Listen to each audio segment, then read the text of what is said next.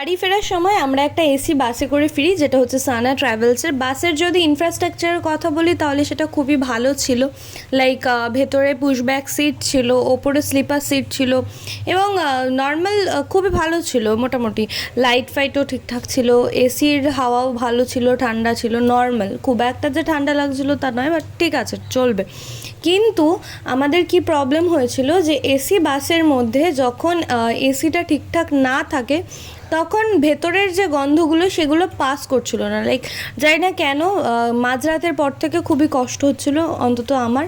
কারণ ভেতরে অনেকেই খাওয়া দাওয়া করেছে, আবার বাইরে অনেকে খাওয়া দাওয়া করেছে, তো তাদের সেই খাওয়ার গন্ধগুলো না ঠিক যাচ্ছিল না, আর ভেতরে একটা বিচ্ছিরি ব্যাপার তৈরি হয়ে গেছিলো।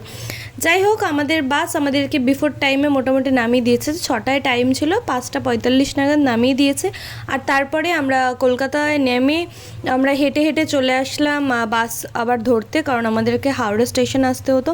এবার তখন অত সকালে ঘাট বন্ধ ছিল আর এই ভেতর দিয়ে আসার ইচ্ছে ছিল, তাই জন্য তারপর লোকাল ট্রেন ধরে আমরা চলে আসি আমাদের বাড়িতে। চোখের পলকে কিভাবে 3টে দিন কেটে গেল আমরা সত্যি সেটা বুঝতে পারিনি। তবে হ্যাঁ, খুব ভালো লাগলো হঠাৎ করে প্ল্যান করা আর তারপর 3 দিন কেটে যাওয়া।